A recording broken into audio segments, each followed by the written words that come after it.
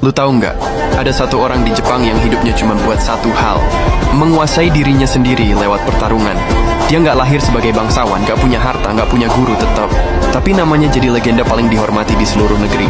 Dia bukan raja, bukan jenderal. Dia cuma seorang pendekar yang nggak pernah kalah. Namanya Miyamoto Musashi. Musashi lahir sekitar tahun 1584. Di tengah kekacauan Jepang, zaman itu disebut Sengoku Jidai, zaman negara-negara berperang. Ratusan klan samurai saling bunuh demi kehormatan dan kekuasaan. Tapi Musashi nggak peduli semua itu. Dia tumbuh di pinggiran keras kepala, liar, susah diatur. Waktu umur 13 tahun, dia udah ikut duel pertamanya. Lawannya, samurai dewasa. Hasilnya, samurai itu mati di tangannya. Dan sejak hari itu, Musashi sadar, yaitu adalah dunia cuma menghargai satu hal, kemenangan. Musashi mulai berkelana sendirian. Dari desa kecil sampai kota besar, dari kuil ke istana. Dia nyari satu hal, lawan yang bisa ngalahin dia. Tapi setiap duel, hasilnya sama. Dia selalu menang. Dia belajar dari siapapun dan apapun. Dari arus sungai, langkah binatang, bahkan bayangan sendiri. Musashi mulai sadar kekuatan bukan soal otot, tapi soal pikiran. Kalau lo bisa ngerti ritme dari segala hal, katanya, lo bisa ngalahin siapa aja, bahkan tanpa pedang. Musashi menciptakan gaya bertarung sendiri Niten Ichiryu, 2 pedang sekaligus.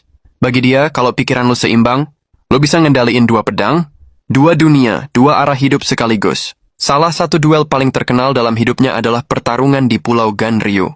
Lawannya, Sasaki Kojiro, pendekar sombong dengan pedang panjang yang terkenal mematikan. Musashi sengaja datang terlambat, naik perahu, dengan dayung yang dia ukir jadi pedang kayu. Saat duel dimulai, Kojiro menyerang duluan. Tetapi Musashi bergerak cepat, dan dalam satu pukulan, semuanya selesai. Kojiro roboh. Musashi lagi-lagi menang. Semua orang nyebut dia pendekar tak terkalahkan. Tapi Musashi mulai ngerasa kosong. Dia udah menangin ratusan duel tapi nggak dapet apa-apa. Dia sadar, selama ini dia bukan ngelawan orang lain. Dia lagi ngelawan egonya sendiri. Tapi seiring waktu, Musashi mulai sadar sesuatu. Setiap duel yang dia menangkan malah bikin dia kehilangan sesuatu. Dia mulai ninggalin pedang dan beralih ke pena dan bambu kuas. Di usia tuanya, Musashi berhenti berkelana. Dia mulai ngelukis, menulis, dan meditasi. Dia tinggal sendirian di gua jauh dari dunia. Dan di sanalah dia nulis warisan terakhirnya Gorin no Sho, The Book of Five Rings. 5 bab. Bumi, air, api, angin, dan kekosongan.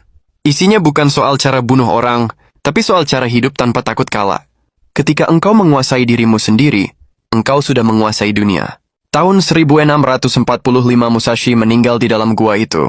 Gak di medan perang, gak karena pedang musuh. Dia duduk bersila, memegang pedang kayu, dan pergi dengan tenang seperti dia akhirnya mengerti arti dari semua pertarungannya. Miyamoto Musashi